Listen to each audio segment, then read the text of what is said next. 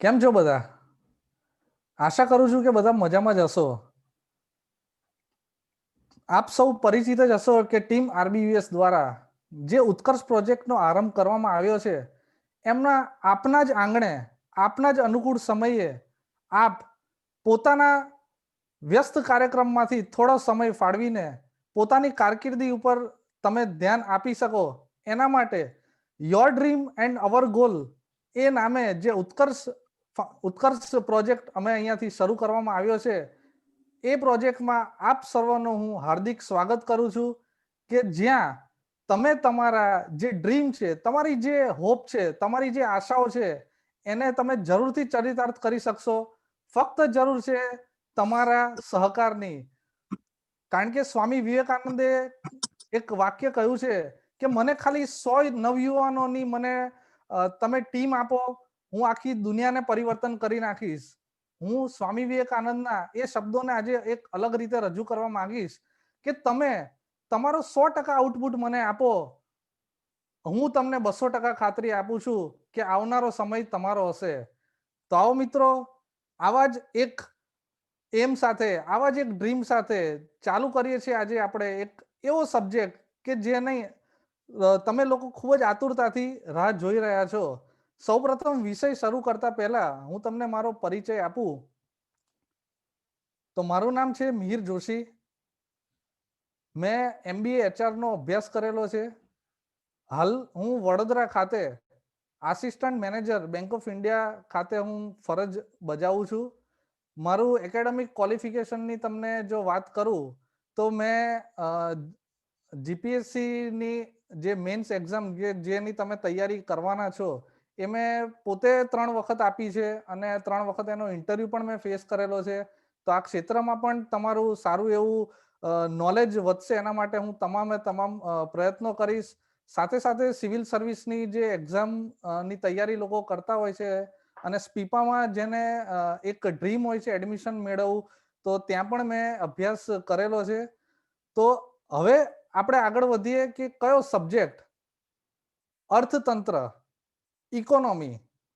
તો સૌપ્રથમ તો હું અહીંયા મારા જે દર્શકો, જે મારા જે વિદ્યાર્થી મિત્રો છે, એને પૂછવા માંગીશ કે કોઈએ નામ સાંભળ્યું છે અર્થતંત્ર? કોઈ હાથ રેસ કરે. અર્થતંત્ર, ઇકોનોમી, કોઈ સબ્જેક્ટ વિશે કોઈએ કંઈક સાંભળ્યું હોય આપણે વિષય પ્રવેશ કરતા પહેલા.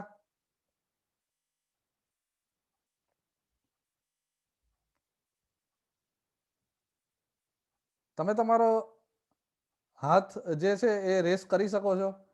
અર્થતંત્ર.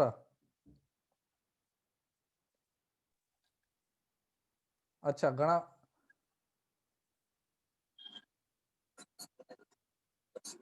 જીગરભાઈ જોશી કે છે, મહાદેવ, રેખાબેન મહેતા કે છે સ્વાગત, જોશી હિરેનભાઈ, ઘણા બધા આપણી સાથે જોડાઈ ચૂકેલા છે. ઘણા બધાની કોમેન્ટ પણ હું વાંચી રહ્યો છું કે એક કોમેન્ટ એવી લખી છે કે અમારે પીઆઈ ની એક્ઝામ પણ હતી. તો સૌપ્રથમ તો વિષય ચાલુ કરતા પહેલા હું આપ સૌને પૂછવા માંગીશ કે બધાનું પેપર કેવું ગયું છે? પીઆઈ નું પેપર કેવું ગયું છે બધાનું? ઘણા બધાને પરીક્ષા હતી આજે સવારે, એવું સાંભળ્યું છે 11 થી 2 માં પરીક્ષા હતી ને પરીક્ષા પછી તમે બધા. હા, ચેતનભાઈ ભરાડ કહે છે કે બહુ જ સરસ ગયું છે. વાહ ચેતનભાઈ, તમને એડવાન્સમાં હું કોંગ્રેચ્યુલેશન કહી દઈશ. તમે આ પરીક્ષા ખૂબ જ સારી રીતે પાસ કરી જાઓ. હવે ચેતનભાઈ ભરાડને પૂછવા માંગીશ, ચેતનભાઈ ભરાડ, તમે આખું જે પીઆઈ ની જે એક્ઝામ આપી, ઘણા બધા આપી છે, કોમેન્ટ આવી રહી છે, તમને ખ્યાલ જ હશે એમાં ઇકોનોમી નું કેટલું બધું મહત્વ છે કે જે આપણે અત્યારે અહીંયા ભણવા જઈ રહ્યા છે. તો એની સાદી સમજ તમને હું આપું અને આપણા વિષય તરફ આપણે જો આગળ વધીએ તો જીપીએસસી ક્લાસ 1-2 ની જો હું તમને એક્ઝામની વાત કરું તો જીપીએસસી ક્લાસ 1-2 માં 2 પેપર આવે છે, સામાન્ય અભ્યાસ 1 અને સામાન્ય અભ્યાસ 2. બંને 200-200 માર્કના પેપર હોય છે, જેમાં સામાન્ય અભ્યાસ 1માં ઇતિહાસ, બંધારણ, સાંસ્કૃતિક વારસો, મેથ્સ અને રીઝનિંગ, આ 4 ટોપિક હોય છે. અને જે આપણે ભણવાના છીએ સબ્જેક્ટ અર્થતંત્ર, એ સામાન્ય અભ્યાસ 2 નો એક ભાગ છે કે જેમાં અન્ય ભૂગોળ, વિજ્ઞાન, ટેકનોલોજી અને વર્તમાન પ્રવાહો પણ એમાં સામેલ છે. તો હવે આપણને એ પ્રશ્ન થાય કે આ જે સબ્જેક્ટ છે એ કેમ આપણે ભણવો જોઈએ, એનું આમાં મહત્વ શું છે. કારણ કે કોઈ પણ આપણે વસ્તુનો આરંભ કરીએ ત્યારે આપણને એવું થતું જ હોય છે કે આમાંથી મને બેનિફિટ શું થાય છે, આમાં મને શું પ્રાપ્ત થાય છે, હું આ ભણીશ તો મને શું પ્રાપ્ત થશે. તો તમને હું એ જણાવવા માંગુ છું કે જીપીએસસી ક્લાસ 1-2 નું જો તમે ખાલી તપાસ કરશો, મેં તો 3 વખત આની એક્ઝામ આપેલી છે, એટલે મારા અનુભવ ઉપરથી હું તમારી જોડે જો વસ્તુ શેર કરું તો જીપીએસસી ક્લાસ 1-2 માં જે પેપર 2 હોય છે એમાં મેં તમને વાત કરી 200 માર્કના ક્વેશ્ચન હોય છે. તો જે 200 માર્કના ક્વેશ્ચન હોય છે એમાંથી ખાલી 50 થી 60 પ્રશ્નો જે છે એ ઇકોનોમીને લગતા હોય છે. શું વિદ્યાર્થી મિત્રો, 50 થી 60 પ્રશ્નો, એટલે એવું કહી શકાય કે 25% વેટેજ છે આ સબ્જેક્ટનું છે. આની ઉપરથી તમને એનું મહત્વ ખ્યાલ આવે છે. ત્યારબાદ આજે ઘણા બધા પીઆઈ ની પરીક્ષા પણ આપી હશે જે સવારે હતી 11 થી 2 માં. એમાં ઘણા બધા ઓબ્ઝર્વ કર્યું જ હશે કે આજની પરીક્ષામાં પણ 30 થી 40 પ્રશ્નો એવા હતા કે જે ઇકોનોમીને લગતા પ્રશ્નો હતા. આ ઉપરાંત જીપીએસસી ક્લાસ 3 ની પણ તમને વાત કરું તો ઓન એન એવરેજ 25 થી 30 પ્રશ્નો જે હોય છે એ ઇકોનોમીને લગતા હોય છે. અને સાથે સાથે અન્ય પરીક્ષાઓની તમને વાત કરું કે જેમ કે ગૌણ સેવા સમિતિની પરીક્ષાઓ છે, એસટીઆઈ છે, એવી કોઈ પણ તમે પરીક્ષા લઈ લો કે જેમાં ઇકોનોમી સબ્જેક્ટ આવતો હોય એમાં 30 થી 35 માર્કના પ્રશ્નો છે એ ઇકોનોમીને લગતા પ્રશ્નો હોય છે. તો આના ઉપરથી તમે એક જ વાત ચોક્કસ ખ્યાલમાં આવે કે ઇકોનોમીનું આપણા સબ્જેક્ટમાં કેટલું મહત્વ રહેલું છે. હવે કોઈ પણ સબ્જેક્ટનું જો આટલું મહત્વ હોય તો એના વિશે આપણે એક રણનીતિ નક્કી કરવી પડે. તમને ખ્યાલ જ હશે મિત્રો કે કોઈ પણ આપણે 1000 માઇલની પણ સફર આપણે ખેડવી હોય તો એની શરૂઆત આપણે પ્રથમ ડગલાથી કરવી પડે છે. આ વાત સાથે મારી સાથે ઘણા બધા મિત્રો સહમત હશે જ. તો આપણે જ્યારે આ સબ્જેક્ટની તૈયારી કરી રહ્યા છે તો એની એક રણનીતિ પણ આપણી પાસે આવશ્યક હોવી જરૂરી છે. એના માટે સૌથી પહેલા તો પ્લાનિંગ કઈ રીતે કરવું, કારણ કે આજે આપણે જોઈએ તો અર્થતંત્ર એ સબ્જેક્ટ જ જ્યારે આજે લોકોના માઇન્ડમાં પડે ને તો ત્યારે લોકોને એવું થાય કે હારો આ વિષય તો કેટલો બધો અઘરો છે યાર, આ વિષયને તૈયારી હું કેવી રીતે કરીશ. અને જાત જાતના ને ભાતના તમને મગજમાં સવાલો થતા હોય છે કે આ વિષય મારે કઈ રીતે તૈયાર કરવો, આ વિષયને હું સહેલો કઈ રીતે બનાવી શકીશ. તો મિત્રો હું તમને એક વાત કહેવા માંગુ છું કે કોઈ પણ વસ્તુ તમે જ્યારે આરંભ કરો છો ને ત્યારે એ અઘરી જ હોય છે, પરંતુ જેવું એ તમે વિષય શરૂઆત કરો છો તો એ વિષય જેમ જેમ તમે સમજતા જાઓ છો, જેમ જેમ તમે એનો સિલેબસ સમજતા જાઓ છો અને જેમ જેમ તમે એને ઊંડાણપૂર્વક અભ્યાસ કરતા જાઓ છો તો તમને લાગશે કે આ વિષય સહેજ પણ અઘરો નથી. અને અહીંયા મને સાંભળી રહેલા, મને જોઈ રહેલા અથવા તો મને જોનાર છે એ તમામને હું અહીંયા એટલી તો ખાતરી ચોક્કસ આપું છું કે હવે આ જે અર્થતંત્ર જે વિષય છે એ લગભગ અમે 3 જણા લેવાના છે. એક તો હું, રોહિના મેડમ છે અને એક વિધિ મેડમ કરીને લેવાના છે. એ 3ના જો તમે લેક્ચર પૂરેપૂરા તમે અહીંયા અમને સાંભળશો તો મેં તમને જે વાત કરી ને તમારું અમે 100% આપજો. અને મારી તમને 200% ખાતરી છે કે અર્થતંત્ર જેવો વિષય તમને ક્યારેય અઘરો નહીં લાગે. હવે પ્રશ્ન એ થાય કે આ વિષયને મારે યાદ કઈ રીતે રાખવો. હવે સૌથી મોટો આ પ્રશ્ન છે કે યાદ રાખવું. હવે તમને એમ થશે કે 24 કલાક બધાને ભગવાન આપેલા છે, ચાહે અમેરિકાનો રાષ્ટ્રપતિ હોય, ભારતનો વડાપ્રધાન હોય કે આપણે હોય કે એક નાના ગરીબ ઘરનો માણસ જ કેમ ના હોય. તો આ જે 24 કલાક છે એનો આપણે કઈ રીતે ઉપયોગ કરીએ છીએ ને એના ઉપર ઘણું બધું ડિપેન્ડ કરતું હોય છે. તો સૌપ્રથમ તો હું મારા તમને અનુભવ શેર કરું તો કોઈ પણ વિષય તમે જ્યારે પસંદ કરો છો, કોઈ પણ વિષય જે હોય છે એમાં તમારે સૌથી પહેલા તો એ વિષયની તમારે નોટ્સ બનાવવી પડે. અહીંયાથી તમને જે પણ વસ્તુ ભણાવવામાં આવશે એમાં તમે સંપૂર્ણ સાથ અને સહકાર તમે આપજો. તમારી અંગત તમે નોટ બનાવજો અને આવું કરીને તમે જ્યારે પરીક્ષા આવશે ત્યારે ફક્ત તમારે નોટ્સ જ તમારે રિફર કરવાની રહેશે. અને બાકી તમે બધું જ અહીંયાથી તમને જે ભણાવવામાં આવશે એ તમે જો પૂરા ખંતથી અને પૂરા ધ્યાનથી એને સાંભળશો તો આ વિષયને યાદ રાખવો તમારા માટે અઘરો નથી. હવે બીજું, આ વિષયમાં તમારે કેટલું વાંચવું જોઈએ, ક્યાંથી વાંચવું જોઈએ અને કેવી રીતે વાંચવું જોઈએ, આ તમને એક પ્રશ્ન થતો હશે. તો એની આપણે ચર્ચા કરીએ. હવે કેટલું વાંચવું જોઈએ, મારા મતે તમે કેટલા કલાક વાંચો છો એવું નહીં, પણ કેવી રીતે વાંચો છો ને એ અગત્યનું છે. હવે ક્યાંથી વાંચવું જોઈએ, તો એના સ્ટાન્ડર્ડ સોર્સ જ છે. બજારમાં તમને ઘણા બધા મટીરિયલ મળી જ રહેશે, એમાં ના નહીં.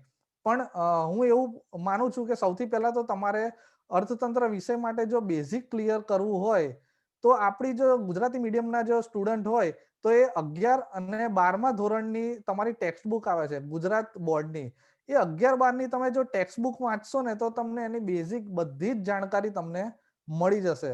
સાથે સાથે તમે જો એ 11-12નું જે બેઝિક તમે ક્લિયર કરી જાઓ છો, પછી રમેશ સિંહ કરીને બુક આવે છે.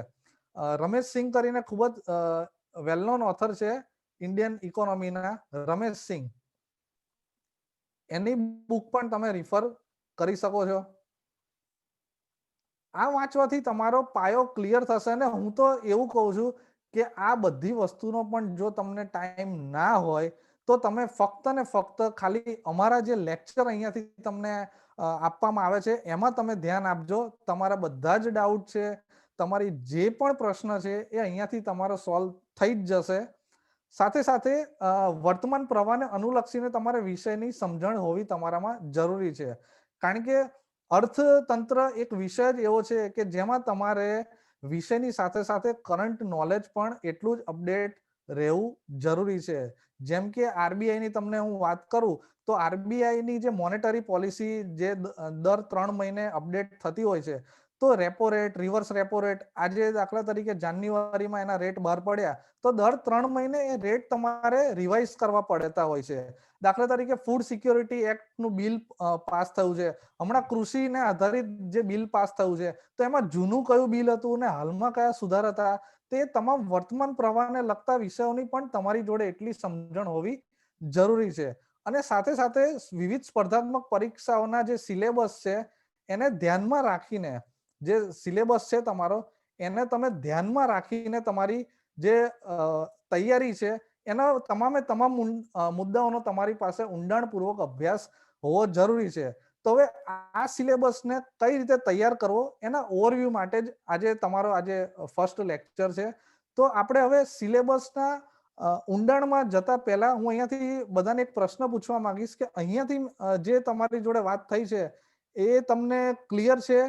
પછી આપણે આગળ વધીએ. અહીંયાથી તમને જે અત્યાર સુધીમાં જે તમને સમજાવવામાં આવ્યું છે એ ક્લિયર છે? હા, ચેતનભાઈ ભરાડ, શ્રુતિબેન, ઉર્વશીબેન, કૃષ્ણા જોશી, હા, દવે માનસી, દીપકભાઈ દવે, રાજન મહેતા, ઘણા બધા, ધરતીબેન, વંદનાબેન, ખ્યાતિબેન, તમામે કીધું છે હા સર. તો આપણે હવે આગળ વધીએ છીએ, વિષય પ્રવેશ કરીએ છીએ આપણે આગળ. હવે આપણે જોઈશું કે રણનીતિ તો આપણે જોઈ લીધી, પણ હવે રણનીતિ તો આપણે બનાવી લીધી, પણ હવે સિલેબસ જે છે એની પણ આપણી પાસે પ્રાથમિક સમજ હોવી જરૂરી છે. હવે સિલેબસ આપણે જોઈએ તો ભારતીય અર્થવ્યવસ્થા, એનું ટાઇટલ આપેલું છે પ્રાથમિક સમજ, ભારતીય અર્થવ્યવસ્થા પ્રાથમિક સમજ. હવે જેમાં આપણે જોઈશું અર્થશાસ્ત્રનો અર્થ શું થાય છે, એનો ઇતિહાસ શું છે, વિવિધ અર્થશાસ્ત્રીઓએ કઈ કઈ વ્યાખ્યાઓ આપેલી છે, અર્થવ્યવસ્થાના ક્ષેત્રો કયા કયા છે, અર્થવ્યવસ્થાના પ્રકારો કયા કયા છે, ભારતીય અર્થવ્યવસ્થાની વર્તમાન સ્થિતિ શું છે, આર્થિક વૃદ્ધિ અને આર્થિક વિકાસ શું છે, આ આપણી એક પ્રાથમિક સમજ છે. સૌપ્રથમ તો આપણને કોઈને પ્રશ્ન થયો હશે કે હમણાં તમે ટોપિકની શરૂઆત કરી અર્થતંત્રથી, તો તમે અહીંયા અર્થશાસ્ત્ર શબ્દ કેમ વાપર્યો છે? અને પ્રશ્ન થાય એ પણ સ્વાભાવિક છે. હવે તમને એ વસ્તુ હું સમજાવવા માંગીશ કે અર્થશાસ્ત્ર એટલે શું. સૌપ્રથમ તો આપણને એમાં અર્થ શબ્દ અને શાસ્ત્ર શબ્દને જો આપણે અલગ કરીએ તો અર્થ જે શબ્દ છે એનો સંસ્કૃતમાં આપણે જો અર્થ કાઢીએ તેનો મીનિંગ થાય છે કશુંક મેળવવું.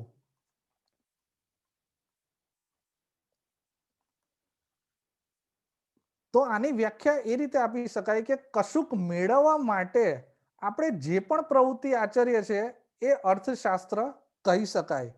અને અર્થશાસ્ત્ર છે એક સિદ્ધાંત છે. એ સિદ્ધાંતનો આપણે વ્યવહારુ અમલ કઈ રીતે કરીએ છીએ અને તેને જે બીબામાં આપણે ઢાળીએ છીએ અને સમયના વહેણ ઉપર આપણે જેને શીખીએ છીએ એ છે અર્થતંત્ર. એટલે ટૂંકમાં એવું કહી શકાય કે અર્થશાસ્ત્ર છે એ વિશાળ દરિયો છે જેમાં આપણે અર્થતંત્ર એક વિષય તરીકે આપણે ભણવાનું છે. કારણ કે આપણે અર્થતંત્રમાં પીએચડી નથી કરવાની મિત્રો.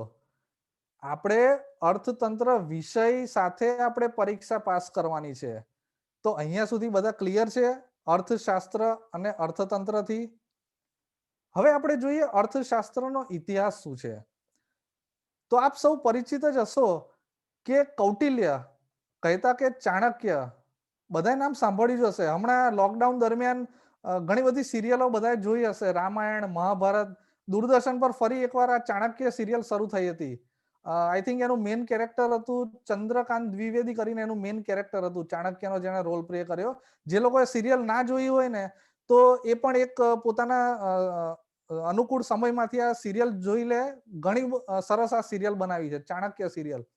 તો ચાણક્યનું પુસ્તક છે કૌટિલ્યને કહેવાય છે અર્થશાસ્ત્ર.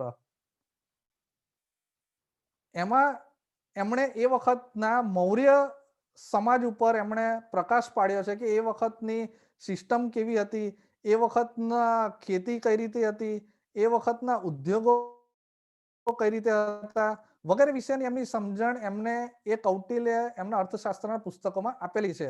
ત્યારબાદ વિવિધ અર્થશાસ્ત્રીઓ આપેલી વ્યાખ્યાઓ છે. જેમ કે તમને વાત કરું તો આલ્ફ્રેડ માર્શલ છે,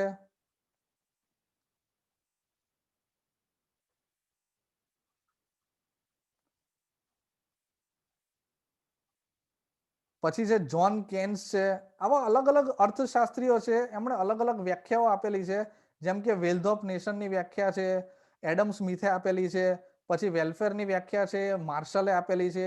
એવી અલગ અલગ વ્યાખ્યાઓની પણ આપણે અહીંયા ડિટેલમાં આનો અભ્યાસ કરીશું. પછી આપણે આવીએ એના અર્થશાસ્ત્રના ક્ષેત્રો. અર્થશાસ્ત્રના ક્ષેત્રની વાત કરીએ તો મુખ્ય એના 3 ક્ષેત્રો છે: ખેતી, ઉદ્યોગ અને સેવા. આ 3 જે છે એ અર્થવ્યવસ્થાના ક્ષેત્રો છે. ત્યારબાદ આવે અર્થવ્યવસ્થાના પ્રકારો આવે. કયા કયા 3 પ્રકારો છે? તો કે મૂડીવાદી અર્થવ્યવસ્થા, પછી બીજી છે સમાજવાદી અર્થવ્યવસ્થા અને ત્રીજી છે મિશ્ર અર્થવ્યવસ્થા. મૂડીવાદી અર્થવ્યવસ્થાની તમને સાદી સમજણ આપું કે જ્યાં તમામે તમામ વસ્તુ જે છે એ બજાર નિયંત્રણ કરતી હોય છે. એક ઉદાહરણ આપીને તમને એની સમજ પાડું તો દાખલા તરીકે અમેરિકા છે એ મૂડીવાદી અર્થવ્યવસ્થા ધરાવતો દેશ છે કે જ્યાં બજાર નક્કી કરતું હોય છે કે ત્યાં કઈ વસ્તુનું ઉત્પાદન શું કરવું, નહીં કે વસ્તુની નીડ પ્રમાણે. જો અમેરિકામાં દૂધની નીડ હશે પરંતુ ત્યાં ડિમાન્ડ જો કોકા કોલા બોટલની હશે ને તો ત્યાં એ ડિમાન્ડ કોકા કોલા બોટલની છે તો એ કોકા કોલા બોટલની ઉત્પાદન ત્યાં વધારે કરશે. બીજું છે સમાજવાદી અર્થવ્યવસ્થા. જેમ કે રશિયા છે, ત્યાં સમાજવાદી અર્થવ્યવસ્થા જોવા મળે છે કે જ્યાં સરકાર જ બધું નક્કી કરતી હોય છે કે તમારી જોડે કેટલું ઇન્કમ હોવી જરૂરી, તમારી જોડે આ વસ્તુ હોવી જરૂરી છે. ઇન શોર્ટ, સરકારના હાથમાં સંપૂર્ણ નિયંત્રણ હોય એવી વ્યવસ્થાને સમાજવાદી અર્થવ્યવસ્થા કહેવાય. અને ત્રીજી છે મિશ્ર પ્રકારની અર્થવ્યવસ્થા. મિશ્ર પ્રકારની અર્થવ્યવસ્થા એટલે કે ભારતની અર્થવ્યવસ્થા કે જ્યાં સરકાર અને પ્રાઇવેટ એ બંને ભેગા મળીને નિર્ણય કરતી હોય છે કે જ્યાં અમુક મુદ્દા એવા હોય છે કે જ્યાં સરકાર એમાં પાછી પડતી હોય છે તો એમાં પ્રાઇવેટ હાથ રાખીને એ વ્યવસ્થાને મજબૂત બનાવે છે. એમ પબ્લિક પ્રાઇવેટ પાર્ટનરશિપ સાથે જે વ્યવસ્થા આગળ વધતી હોય તેને મિશ્ર અર્થવ્યવસ્થા કહેવામાં આવે છે. હવે આવે ભારતીય અર્થવ્યવસ્થાની વર્તમાન સ્થિતિ કે અત્યારે આપણે જોઈએ કે આપણી જીડીપી કેટલી છે, આપણી રાષ્ટ્રીય આવક કેટલી છે, આપણી ઇકોનોમી કઈ રીતે ગ્રો કરે છે, આવનારા વર્ષોમાં આપણી શું સ્થિતિ છે, વગેરે વગેરેનો અભ્યાસ આપણે અહીંયા કરીશું. અને પછી આવે આર્થિક વૃદ્ધિ અને આર્થિક વિકાસ.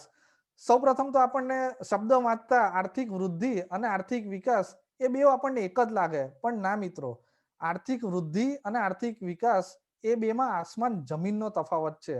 આર્થિક વૃદ્ધિ એ ખૂબ જ સંકુચિત શબ્દ છે, જ્યારે આર્થિક વિકાસ એક બ્રોડ સબ્જેક્ટ છે. તો આપણે આવનારા સમયમાં જ્યારે આનો લેક્ચર લઈશું ત્યારે આની વિશે પણ આપણે એક ફૂલ ફ્લેજ આની ચર્ચા કરીશું. હવે આપણે સમજી લીધું પ્રાથમિક સમજ. હવે આગળ જતા પહેલા ભારતીય અર્થવ્યવસ્થા કે જે સ્વતંત્રતા પૂર્વે છે એની ચર્ચા કરતા પહેલા હું તમને એક નાનકડી વાર્તા હું કહેવા માંગીશ. એક વિષય આપણે આગળ વધી રહ્યા છે પહેલા સૌ મારી જોડે સહમત છો. એક નાનકડી તમને વાર્તા કહું છું જેનાથી કરીને તમારું એક વિષય પ્રત્યે વધારે ધ્યાન જાય અને તમે વધારેમાં વધારે આની પર કોન્સન્ટ્રેટ કરી શકો. દીક્ષાબેન જોશી હિરેન સર, ધવલ સર, હા. તો એક નાનકડી વાર્તા સાથે આપણે આગળ વધીએ. સ્વતંત્રતા પૂર્વે શું હતું? તમને ખ્યાલ હશે, આફ્રિકામાં એક નાનો દેશ છે, કૈરો કરીને એક દેશ છે. ત્યાં એક નાનો બાળક હતો ને, એ ખૂબ જ ગરીબ પરિવારમાંથી આવતો હતો. હવે એને ભણવાની એટલી બધી ઉત્કંઠા હતી, એટલી બધી જિજ્ઞાસા હતી ને કે વાત જ જવા દો. તો એણે એની માતાને કીધું કે માતા, મારે ભણવું છે, તમે મને ભણવા માટે પૈસા આપો. પણ માતા પણ જાણતી હતી પોતાની પરિસ્થિતિ, કારણ કે જે ઘરમાં સવારનું શું જમવું અને સાંજે શું જમવું એક પ્રશ્ન જ્યારે થતો હોય ત્યારે છોકરાને ભણાવવાની તો પરિસ્થિતિ જ ક્યાં આવે. તો પણ એની માતાએ કહ્યું કે તું 2 દિવસ ઊભો રહી જા, હું કંઈક વ્યવસ્થા કરી આપું છું. 2 દિવસ ઊભા રહીને ત્રીજા દિવસે ખાલી સાંજના જમવાનું થાય એટલા પૈસા એ છોકરાને માતા આપે છે અને કહે છે કે મારી પાસે આટલા પૈસા છે, બાકી વ્યવસ્થા તું તારી જાતે કરી લે. છોકરો પણ વિચાર કરે છે, પણ એને ભણવાની એક ખંત હતું. એ જાય છે પોતાના શહેરમાં, 2-4 વ્યક્તિઓને પૂછે છે કે મારે ભણવું છે, શું કરવું જોઈએ. કોકે તમારા જેવા એમાંથી કોકે એમને સલાહ આપી હશે કે તમે છે ને અમેરિકા જાઓ, અમેરિકામાં ખૂબ સારું ભણવાનું છે. હવે ક્યાં આફ્રિકા અને ક્યાં અમેરિકા. પણ છોકરો હાર નથી માનતો. એ 2-4 વ્યક્તિઓને વધારે પૂછે છે કે મારે અમેરિકા જવું હોય તો કઈ રીતે જવાય. તો એ વખતે બધું શિપમાં ને એમાં એ વખતે અમેરિકા જવાતું હતું. તો એ છોકરો શિપમાં જાય છે અને શિપના કેપ્ટનને મળે છે અને ત્યાં જઈને એમને પૂછે છે કે સાહેબ, મારે અમેરિકા જવું છે, મને લઈ જાઓ ને. તો સાહેબ પણ એની સામે હસીને કહે છે કે તારી જોડે પૈસા છે, ટિકિટ છે જવાની? તો કે સાહેબ નથી મારી પાસે પૈસા. તો કે આપણે કઈ રીતે જઈશે? તો એ કહે છે કે તમે એક કામ કરો, હું અહીંયા 3 મહિના શિપમાં તમારી સાથે મજૂરી કરું છું, મને મજૂરી કરીને જે પૈસા મળશે એમાં તમે મને અમેરિકા લઈ જજો. પેલો કેપ્ટન હતો એ પણ બહુ ખુશ થાય છે એની ઉપર, ને 3 મહિના એને ત્યાં એને કામ કરવા ઉપર રાખે છે. અને આખરે 3 મહિના એ ખૂબ તનતોડ મહેનત કરીને જ્યારે એ શિપમાં બેસીને અમેરિકા પહોંચે છે ત્યારે બી એ જ પ્રશ્ન છે કે અમેરિકા ગયો તો ખરો, મારે ક્યાં ભણવું છે. ફરી અમેરિકા જઈને 2-4 વ્યક્તિઓને પૂછે છે, કોઈ એને જવાબ આપે છે કે મારે હાર્વર્ડ યુનિવર્સિટીમાં ભણવું જોઈએ. તો એ હાર્વર્ડ યુનિવર્સિટીમાં જાય છે અને સીધો જ જઈને એના ડીનને મળે છે કે સાહેબ, મારે અહીંયા ભણવું છે. હવે ડીન પણ જોઈને એને ચોંકી જાય છે કે આ વ્યક્તિ અહીંયા આવ્યો કઈ રીતે અને આને અહીંયા મોકલ્યો કોણે. અને બધા જાત જાતના પ્રશ્નો હોય છે. એ પોતાની આખી કહાની એમને સંભળાવે છે કે કઈ રીતે અહીંયા આવ્યો. અને એ ડીનને પણ એના પ્રત્યે ભાવ થાય છે કે ના, આ છોકરો ખરેખર ભણવાને લાયક છે, આ છોકરાને ખરેખર મારે અહીંયા ભણાવવો જોઈએ. એમના બોર્ડમાં બધા જોડે એપ્રુવ કરે છે અને ફાઇનલી હાર્વર્ડ યુનિવર્સિટીમાંથી ગ્રેજ્યુએટ થઈને બહાર નીકળે છે. અને જ્યારે બહાર નીકળે છે ત્યારે બીજો કોઈ નહીં, ફેમસ ન્યુરોલોજીસ્ટ નેક્સન કેરો, તમે ગૂગલ પર સર્ચ કરીને જોઈ લેજો. નેક્સન કેરો એ ફેમસ ન્યુરોલોજીસ્ટ એ ત્યાંથી બહાર આવીને બને છે. સ્ટોરી કહેવાનું તાત્પર્ય તમને એટલું જ કે આટલી વિષમતાઓ વચ્ચે પણ જો એ નાનો ગામડાનો ગરીબ છોકરો એ જો આ ફેમસ ન્યુરોસર્જન બની શકતો હોય તો આપણે કેમ નહીં. અહીંયા બેઠેલા સૌ કોઈ પાસે નેક્સન કેરો જેટલી વિષમતાઓ તો નહીં જ હોય. અહીંયા બેઠેલા સૌ કોઈ પાસે જ્યારે પાણી માંગતા હશે ને ત્યારે ઘરમાં એ લોકોને દૂધ પણ હાજર કરી દેતા હશે. જ્યારે એ લોકો સાયકલ માંગતા હશે ને તો એમને બાઇક પણ આપી દેતા હશે. એટલી તો સગવડ દરેકના ઘરમાં છે જ. ફક્ત અને ફક્ત તમારે તમારા જીવનના 100% અમને આપવાના છે. 200% રિઝલ્ટ તમે આવનારા વર્ષોમાં જોઈ શકશો. તો આપણે આગળ વધીએ. ભારતીય અર્થવ્યવસ્થા સ્વતંત્રતા પૂર્વે. તો સૌપ્રથમ તો સ્વતંત્રતા પૂર્વે ભારતીય અર્થવ્યવસ્થા કઈ રીતે હતી એનો પરિચય આપણે કેળવીશું. ત્યારબાદ સ્વતંત્રતા પૂર્વે ખેતી કઈ રીતે હતી.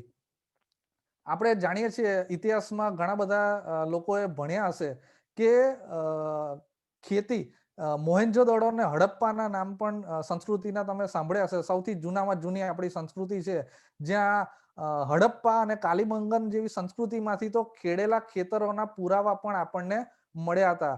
આથી આપણે કહી શકીએ કે ભારતીય અર્થવ્યવસ્થા એ વખતે પણ હાજરા હાજર હતી ખેતીના સ્વરૂપે.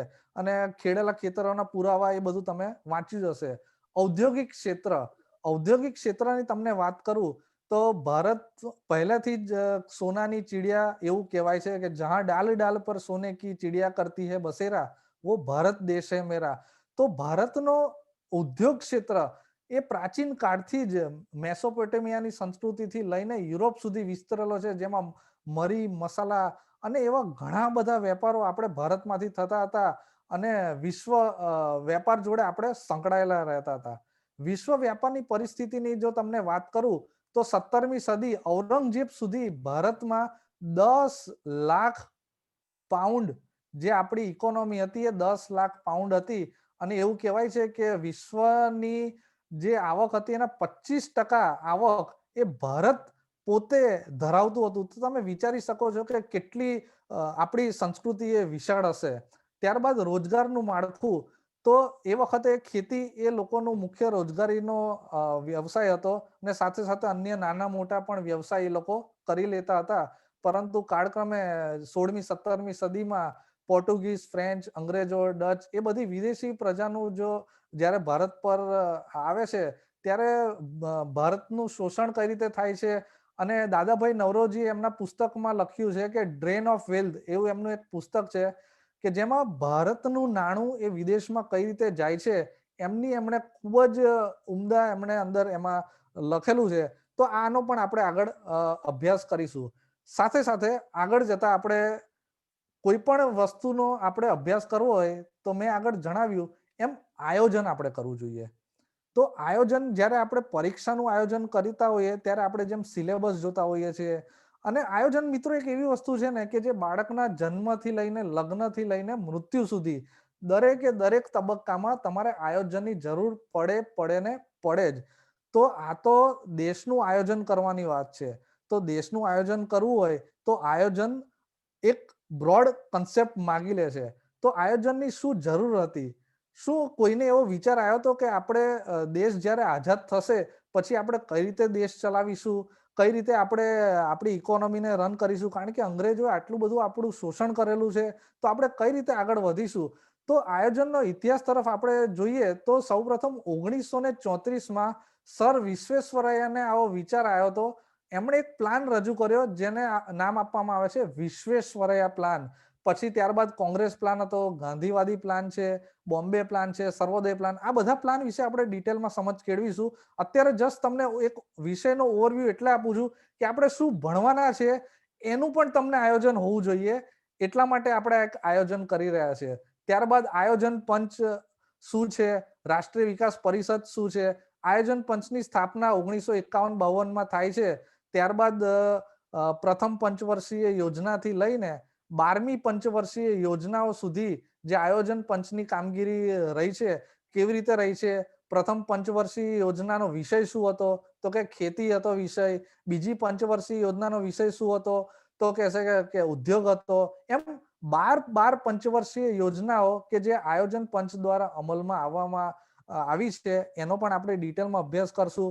વળી આ પ્રથમ પંચવર્ષીય યોજનાનું મોડેલ કયું હતું? બીજી પંચવર્ષીય યોજનાનું જે એક્ઝામ જે લોકોએ આપી હશે, ઘણી બધી એક્ઝામમાં પૂછાતું હોય છે કે પ્રથમ પંચવર્ષીય યોજના કયા મોડેલ ઉપર આધારિત હતી, બીજી પંચવર્ષીય યોજના કયા મોડેલ ઉપર આધારિત હતી, તો તેવા હેરોલ્ડ ડોમર મોડેલ છે, મહાલનોબિસ મોડેલ છે. તો આવા અલગ અલગ મોડેલ વિશે પણ આપણે આગળ ચર્ચા કરીશું. સાથે સાથે આયોજન પંચની તો આપણે વાત કરી. એના પછી આયોજન પંચ જે છેલ્લી 12મી પંચવર્ષીય યોજના હતી એ 2017 સુધી ચાલવાની હતી, પણ એના પછી 2015માં નીતિ આયોગની સ્થાપના થઈ. તો આયોજન પંચથી લઈને નીતિ આયોગ સુધી કયા કયા ફેરફારો થયા છે, ભારતની ઇકોનોમીમાં શું શું બદલાવો આવ્યા છે, નીતિ આયોગની રચના કઈ રીતે થઈ છે, તેના ઉદ્દેશ્યો કઈ છે. હા, નીતિ આયોગ એટલે national institute of transforming India, કે જેની સ્થાપના 2015માં કરવામાં આવી. નીતિ આયોગ એ પંચવર્ષીય યોજના કહેતા કે આયોજન પંચથી કઈ રીતે ભિન્ન છે એનું આપણે ચર્ચા કરીશું. નીતિ આયોગમાં અને પંચવર્ષીય આયોજનમાં તફાવત જે છે એ નાનું ટૂંકા ગાળાના પ્લાન છે, મોટા ગાળાના પ્લાન છે, એની બી આપણે ચર્ચા કરીશું. શા માટે એની જરૂરિયાત ઊભી થઈ, આટલું આયોજન પંચ જે હતું તેનું નામ બદલીને નીતિ આયોગ કરવાની જરૂર શું પડી, એના કાર્યો શું છે અને એની કઈ કઈ શાખાઓ છે એની પણ આપણે અહીંયા ડિટેલમાં આગળ જતા અભ્યાસ કરીશું. હવે અહીંયા સુધી બધાને ક્લિયર છે તો આપણે આગળ વધીએ. આપણું અત્યારે સિલેબસનું આપણે ઓવરવ્યુ લઈએ છીએ. આપણે પણ આપણા સિલેબસનું આયોજન કરીએ છીએ અને હિરેનભાઈ જોશી કહે છે કે દરેકને નમ્ર વિનંતી છે કે પોતાનું માઇક મ્યુટ રાખે, જેથી કરીને આપણે વધુમાં વધુ આ જે સિલેબસનું આપણે જે અત્યારે ચર્ચા કરી રહ્યા છીએ એ આપણે વધુ સારી રીતે કરી શકીએ. તો અહીંયા સુધી આપણો જે સિલેબસ છે બધાને ક્લિયર છે, તો આપણે આગળ વધીએ. શ્રુતિબેન કે છે હા, ગૌતમભાઈએ હા પાડી છે. તો ઓલમોસ્ટ બધાને અહીંયા સુધી જે ચલાયું છે, આપણો જે સિલેબસ છે એ ક્લિયર છે. તો આપણે હવે આગળ વધીએ છીએ. હવે આયોજન પંચથી લઈને નીતિ આયોગ સુધી જે આપણે વાત કરી, તો એના વચ્ચે આર્થિક સુધારાઓ થયા હતા. 1991માં આર્થિક સુધારા થયા હતા. એલપીજી રિફોર્મ એને કહેવામાં આવે છે. લિબરલાઇઝેશન, પ્રાઇવેટાઇઝેશન અને ગ્લોબલાઇઝેશન. તો આવા આર્થિક સુધારા કરવાની જરૂર કેમ પડી, તો એનું આપણે તપાસીએ. તો જ્યારે આપણો 1947માં આપણો દેશ જ્યારે આઝાદ થયો ત્યારે મેં તમને હમણાં જે વાત કરી કે મુખ્ય 3 પ્રકારની અર્થવ્યવસ્થા અવેલેબલ હતી: મૂડીવાદી, સમાજવાદી અને મિશ્ર પ્રકારની અર્થવ્યવસ્થા. તો આપણા દેશે જેમ કીધું 1991 પછી મિશ્ર પ્રકારની અર્થવ્યવસ્થા આપણે અપનાવી છે, પણ એ પહેલા આપણે પણ વધતા ઓછા અંશે સમાજવાદી અર્થવ્યવસ્થાના એક પ્રકાર હતા કે જ્યાં મોટા ભાગના નિર્ણયો એ સરકાર કરતી હતી. જેથી કરીને શું થતું હતું કે રેટ ટેપેઝિમ જે છે એ એની મોટા મોટા તમારે કોઈ પણ નાનો ઉદ્યોગ બી સ્થાપવો હોય તો સરકારની મંજૂરી લેવી પડતી હતી. અને ઘણા બધા એમાં તમે જોયું હશે કે ઘણા બધા લૂપહોલ ને એવું બધું હતું. અને 1990 આવતા સુધીમાં તો જ્યારે ખાડીનું યુદ્ધ થાય છે તો આપણે મુખ્યત્વે રીતે પેટ્રોલિયમ પેદાશો ઉપર નભીએ છીએ. તો 1990 સુધીમાં જ્યારે ખાડીના યુદ્ધ થાય છે ત્યારે એવું કહેવાય છે કે આપણી ઇકોનોમી એ ફક્ત 15 દિવસ ચાલે એટલી જ આપણી જોડે સક્ષમ હતી. એ પછી શું થાય છે એ પણ એક મોટો પ્રશ્ન હતો. તો એ વખતે આપણા વડાપ્રધાન હતા નરસિંહ રાવજી, અને એ વખતે આપણા આરબીઆઈ ના ગવર્નર હતા મનમોહનસિંહજી. તો એ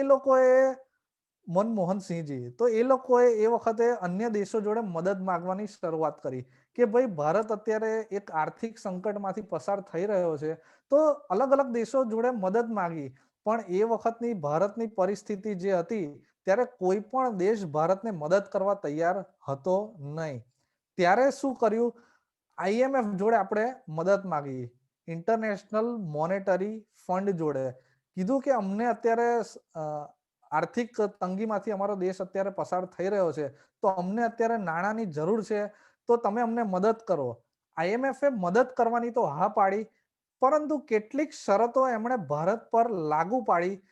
એ શરતો એટલે જ એલપીજી રિફોર્મ્સ, જેને કહેવાય છે લિબરલાઇઝેશન, પ્રાઇવેટાઇઝેશન અને ગ્લોબલાઇઝેશન, કે જેમાં એ લોકોએ કીધું કે તમારે હવે ઇકોનોમી છે એ વૈશ્વિક બજાર માટે ખુલ્લી કરવી પડશે, જેથી કરીને જે તમારા જે નિયંત્રણો છે હટી શકે અને તમારી ઇકોનોમીને જે છે એ એકદમ ફાસ્ટ ગ્રોથ મળી શકે.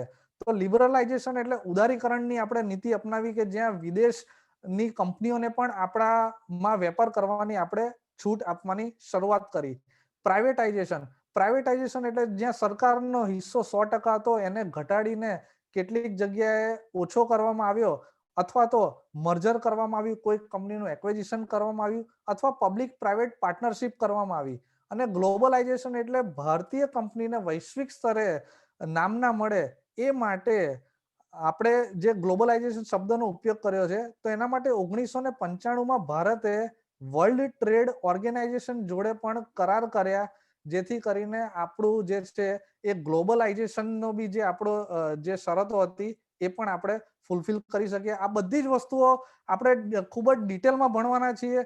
આ જસ્ટ ઓવરવ્યુ તમને એટલે આપી રહ્યો છું કે શું ભણવાના છીએ એ આપણને ખબર હોવી જોઈએ, અને સહેજ પણ તમે મૂંઝાતા નહીં. આ બધી વસ્તુ આપણે એકદમ ડિટેલમાં કવર કરીશું. ફક્ત તમારો અમને 100% આપજો. જેમ અમે આગળ તમને વાત કરી, હવે ઇકોનોમી જે છે સેક્ટર ઓફ ઇન્ડિયન ઇકોનોમી, જેમ આગળ વાત કરીએ આપણે ઇકોનોમીના સેક્ટર કયા કયા છે, તો 3 સેક્ટર જે વાત કરી, ઉદ્યોગ, ખેતી, ઉદ્યોગ અને સેવા, 3 સેક્ટર છે. પ્રાઇમરી સેક્ટર, સેકન્ડરી સેક્ટર અને ટર્શિયરી સેક્ટર. તો હવે આગળ જતા આપણે આનો પણ અભ્યાસ કરીશું. કયા કયા સેક્ટર છે, એમ્પ્લોયમેન્ટ કન્ડિશન, કે ભાઈ ઓર્ગેનાઇઝ સેક્ટર શું છે, અનઓર્ગેનાઇઝ સેક્ટર શું છે. તો ઓર્ગેનાઇઝ સેક્ટર એટલે પ્રાથમિક સમજ એવી આપું કે જે કંપની કે જેમાં 10 થી વધુ કર્મચારીઓ કામ કરતા હોય, કે જ્યાં તમને કામના કલાકોથી માંડીને કે જે ત્યાં કામ કરનાર એમ્પ્લોય હોય એને તમામ ફેસિલિટીનું કંપની ધ્યાન રાખતી એવી કંપનીને ઓર્ગેનાઇઝ સેક્ટર કહેવાય. અનઓર્ગેનાઇઝ સેક્ટર એટલે એવું કે જ્યાં 10 થી ઓછા કર્મચારીઓ કામ કરતા હોય, કે જ્યાં એ લોકોને કામના કલાકો નિર્ધારિત ન હોય, એવી જે સેક્ટર આવે છે એને અનઓર્ગેનાઇઝ સેક્ટર કહેવામાં આવે છે. હા, કોઈ અહીંયા મેસેજ કરે છે. અચ્છા, ગુડ સરજી, ક્લિયર. અરે બસ નીરવભાઈ, જયદીપભાઈ, બસ તમને એ જ કહું છું કે અત્યારે આ તો ખાલી વિષયની સમજ જ છે. હવે તમે આગળ જશો તો તમને આનાથી પણ વધારે ડિટેલમાં અમે ભણાવીશું, એટલે સહેજ પણ મૂંઝાતા નહીં.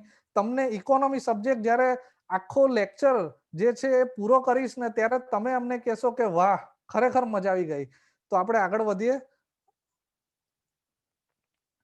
On the basis of ownership, economy જે છે on the basis of ownership, એમાં પબ્લિક સેક્ટર આવે, પ્રાઇવેટ સેક્ટરની વાત આવશે અને જોઈન્ટ સેક્ટરની વાત આવશે. એ પણ આપણે આગળ જતા ચર્ચા કરીશું. પ્રાઇમરી સેક્ટર એટલે પહેલું કેલું, ખેતી, આ ઉદ્યોગ અને સેવા.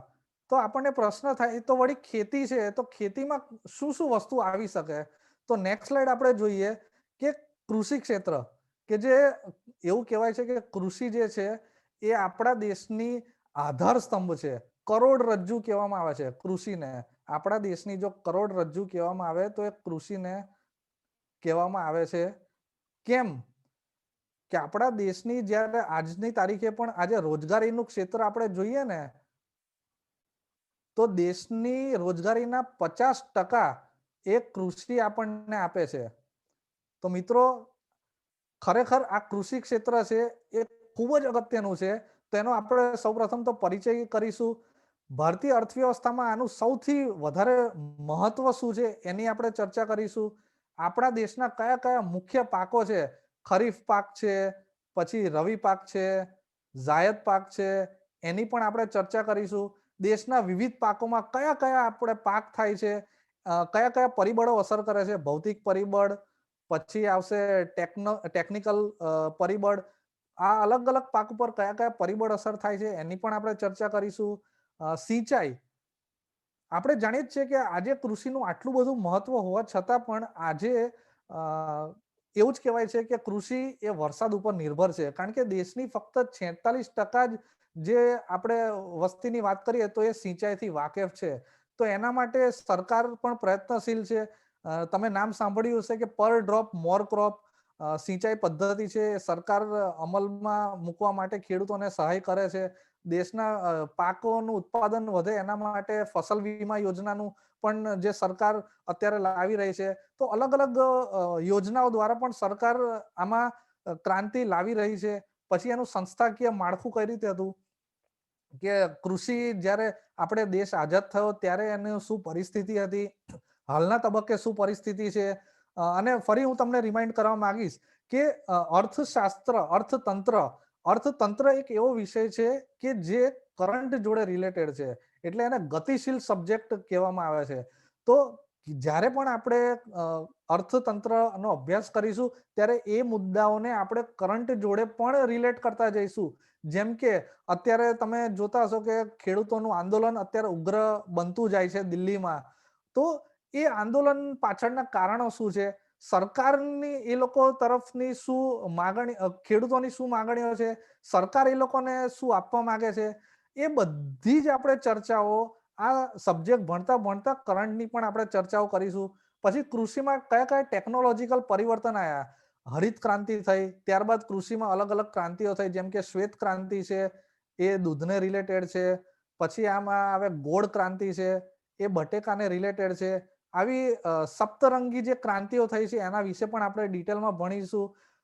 કૃષિ નિપજ અને ઉત્પાદનની ભાવ નીતિ જે તમને વાત કરી, અત્યારે એમએસપી ઉપર આખા ઓવરઓલ ઇન્ડિયામાં જે ચર્ચાઓ અલગ અલગ ન્યૂઝ ચેનલમાં થતી હોય છે, મિનિમમ સપોર્ટ પ્રાઇસ કે શું ખેડૂતોની છીનવાઈ જશે કે નહીં, એના વિશે પણ આપણે ચર્ચા કરવાના આવીશું. કૃષિ વેચાણ ને સંગ્રહ કે જેમાં પબ્લિક ડિસ્ટ્રીબ્યુશન સ્કીમ છે, એના વિશે પણ આપણે ચર્ચા કરીશું. ખાદ્ય સુરક્ષા અને જાહેર વિતરણ વ્યવસ્થા, એના માટે ફૂડ સિક્યોરિટી એક્ટ છે એની આપણે ચર્ચા કરીશું. જૈવિક ખેતી, હરિત ક્રાંતિ, એ તમામે તમામ જે ખેતીના જે આપણે એક એક પોઈન્ટ છે એની આપણે ડિટેલમાં ચર્ચા કરીશું. હવે આવે બીજું સેક્ટર આવે છે ઔદ્યોગિક ક્ષેત્ર.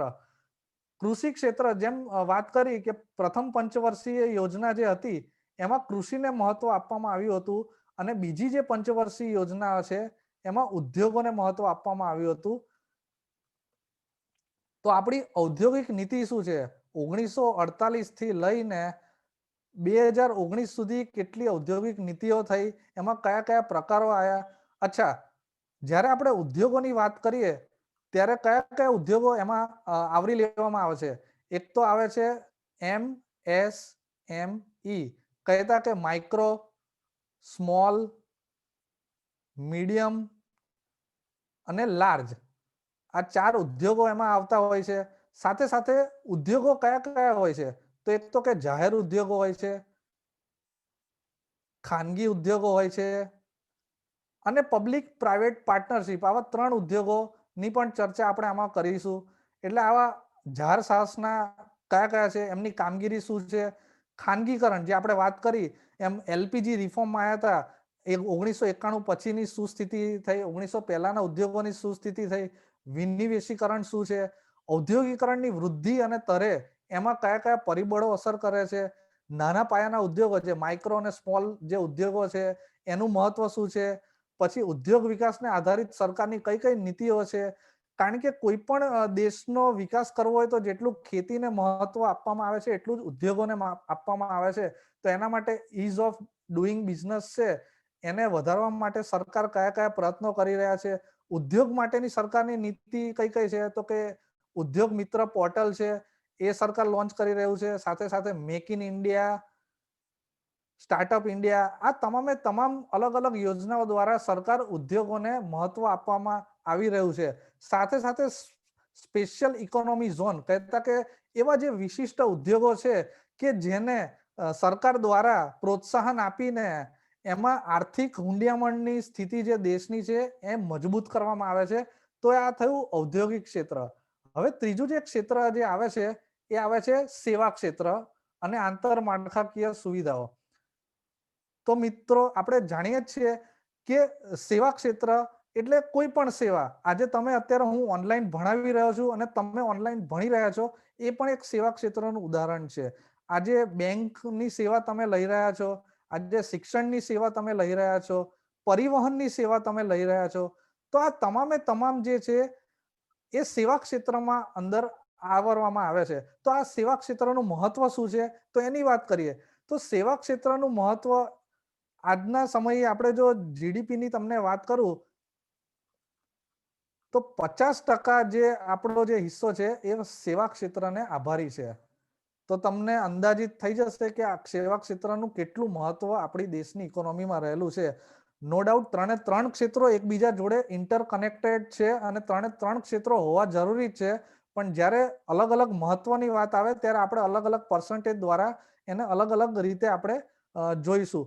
તો એનું સેવા ક્ષેત્રનું શું શું મહત્વ છે એ આપણે અહીંયા જોઈશું. સાથે સાથે આંતરમાળખાકીય સુવિધાઓ. તો મિત્રો, જેમ આપણા શરીરને ચલાવવા માટે પ્રોટીનની સૌથી વધારે જરૂર આપણને પડતી હોય છે, એમ દેશને જો ચલાવવો હોય તો આંતરમાળખાકીય સુવિધાઓ ખૂબ જ અગત્યની હોય છે. તો તમને પ્રશ્ન થશે કે આંતરમાળખાકીય સુવિધાઓ કઈ કઈ?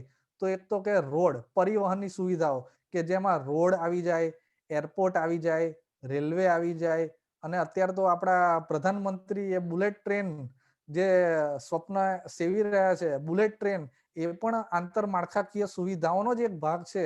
સાથે સાથે યુટિલિટી આવે, એનર્જી આવે, હેલ્થકેર આવે, સોશિયલ સર્વિસ આવે. આ તમામે તમામ જે સર્વિસ છે એ આપણે અહીંયા ડિટેલમાં ભણીશું, જેથી કરીને તમને એક પણ એવું ક્ષેત્ર બાકી નહીં રહે કે જેનાથી તમે અજાણ હશો.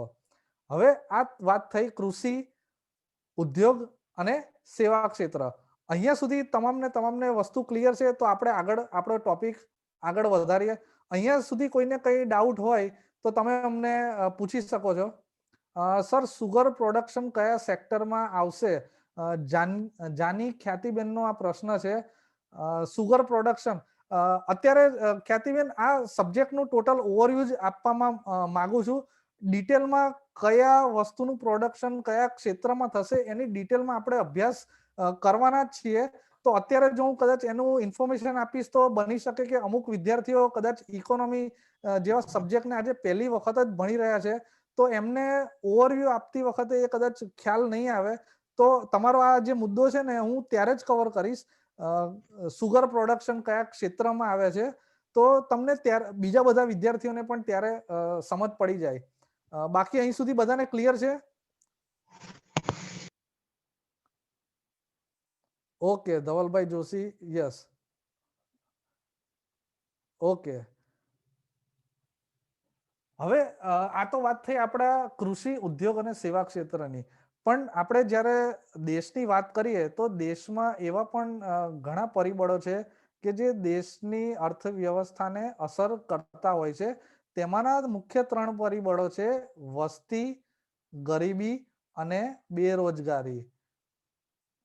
આપણે જાણીએ જ છીએ કે દેશ આપણો આઝાદ થયો ત્યારથી લઈને અત્યાર સુધી, હા, કોઈ મને કહી શકશે કે સૌથી પહેલી વસ્તી ગણતરી ક્યારે કરવામાં આવી? કદાચ કોઈએ વાંચ્યું હોય, કોઈએ ક્યાંકથી કંઈક કર્યું હોય, મને કહે સૌથી પહેલી વસ્તી ગણતરી ક્યારે કરવામાં આવી હતી ને કોણે કરી હતી? અરે વાહ, સરસ, 1871 કરી હતી. કોણે કરી હતી? બહુ ખૂબ સરસ ખ્યાતિબેન, જમશેદજી ટાટા. હા, સાચું છે, સાચું છે, બરાબર છે, જમશેદજી ટાટા. બરાબર છે, બરાબર છે. સૌપ્રથમ વસ્તી ગણતરીનો વિચાર જે હતો એ લોર્ડ મેયોના સમયમાં આવ્યો હતો. ત્યારબાદ લોર્ડ રિપને 1881માં વસ્તી ગણતરીની શરૂઆત કરી હતી. જમશેદજી ટાટાને પણ આમાં ઇન્ક્લુડ કરી શકાય 1871માં. ખૂબ સરસ, ખૂબ સરસ. બસ બસ, બધા જાગે જ છે. બસ બસ, આવી રીતે તમે 100% તમારો આપો, અમે તમને 200%ની ખાતરી આપીએ છીએ. ખૂબ સરસ. હા, હવે વસ્તી જે આપણે વાત કરી, વસ્તી ગણતરીની શરૂઆત 1871માં થઈ હતી, પણ 1881માં જે છે એની વિગતવાર કરવામાં આવી હતી. અને છેલ્લી આપણી વસ્તી ગણતરી 2011માં થઈ, અને હવે પછીની વસ્તી ગણતરી આપણી 2021માં થશે. તો આ વસ્તી ગણતરી આના કરતાં કઈ રીતે અલગ હશે, એમાં કયા કયા નવા ટોપિક જે છે, જેન્ડર છે, એવા રિલિજિયન છે, એવા કયા કયા નવા નવા ટોપિક છે એ આપણે આમાં ઉમેરવામાં આવશે, એ બધી જ આપણે ચર્ચાઓ કરીશું. વસ્તીનું માળખું શું છે, વસ્તી વૃદ્ધિ દર કયો છે, વસ્તી જે વિષય છે એ 3 વિષય આવે છે. તમે ખ્યાલ હોય તો કેન્દ્ર, રાજ્ય અને સંયુક્ત યાદી જે છે વિષય જે આવતો હોય છે, એમાં વસ્તી એક કઈ યાદીનો વિષય છે, એ બધી જ આપણે ચર્ચાઓ. બંધારણ, અને સાથે સાથે આમાં અમુક બંધારણના જે ટોપિક છે એ પણ આમાં કવર થતા જ હશે. એ કયા આર્ટિકલમાં વસ્તીનો ઉલ્લેખ આવે છે? આઈ થિંક 269 જે છે એમાં આનો ઉલ્લેખ આવતો હોય છે. ના, 269 નાણાં ને રિલેટેડ છે. એ આપણે જોઈશું. આપણે બંધારણના કયા આર્ટિકલ જે છે વસ્તીને રિલેટેડ છે એ પણ આપણે જોઈશું. પછી આવે છે ગરીબી.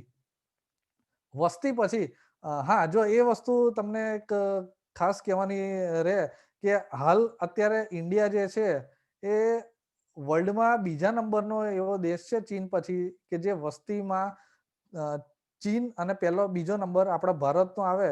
જો આવીને આવી વસ્તી વૃદ્ધિ ચાલુ રહી તો કદાચ 2040 કે 45 સુધીમાં આપણે ફર્સ્ટ નંબર પણ પહોંચી જઈએ તો નવાઈ નહીં. તો એના માટે સરકારની કઈ કઈ નીતિ છે, કયા કયા એ લોકો સરકારે કયા કયા એમાં આપણને યોજનાઓ આવી છે, તે બધી ચર્ચાઓ આપણે કરીશું. ત્યારબાદ આવે ગરીબી. તો વસ્તી વધારો પછી ગરીબી એ છે એક એવી સળગતી સમસ્યા છે કે આપણા દેશની જો ઇકોનોમીને અસર કરતી હોય તો એવી આ વ્યવસ્થા છે. હમણાં કોઈએ વાંચ્યો હોય તો ઓક્સફેમ અહેવાલ આવ્યો હતો, જેમાં એવું કહેવાય છે કે દુનિયાની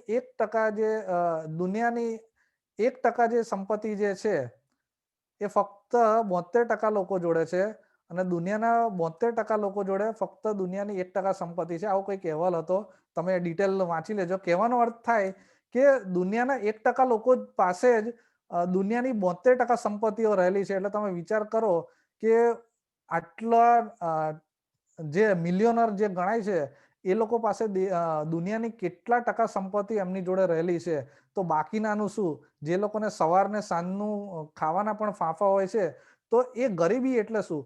તો ગરીબીની આપણે એક નાની વ્યાખ્યા એવી આપણે કહી શકીએ કે સરકારે જે નક્કી કરેલા જે નિયત દર છે એના કરતા પણ ઓછું એ વ્યક્તિ કમાતો હોય. આપણે ફોર એક્ઝામ્પલ એવું કહીએ કે સરકારે 50 રૂપિયા એક દિવસના નક્કી કરેલા છે.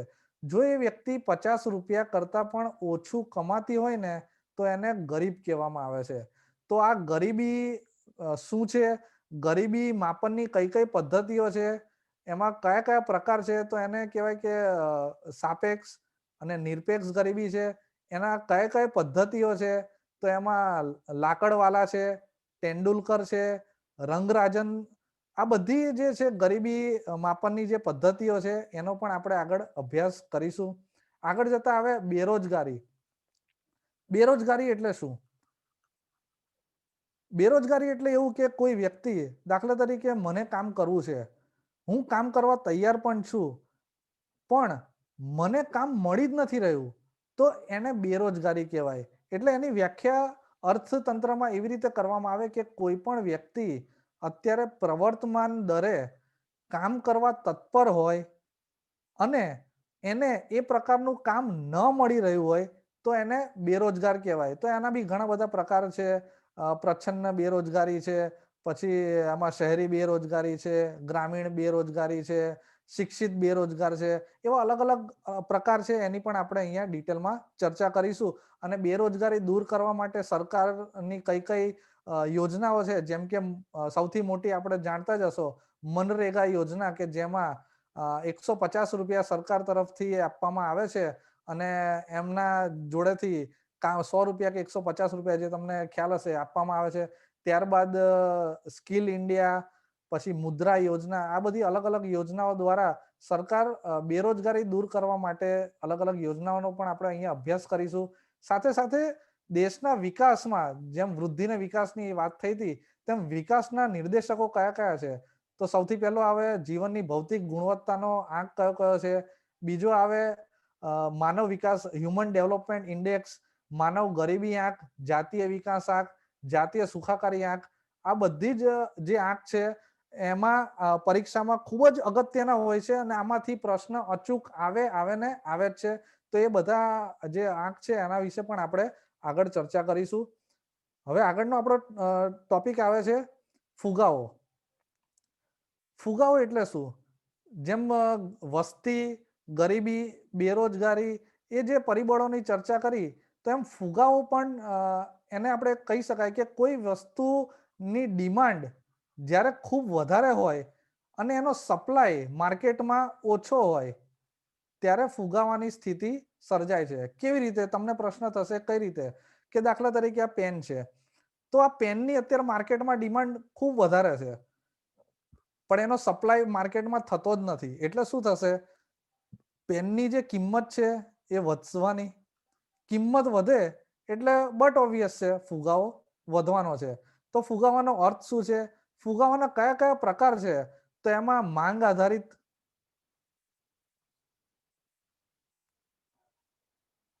બીજો આવે કોસ્ટ એટલે ખર્ચ આધારિત,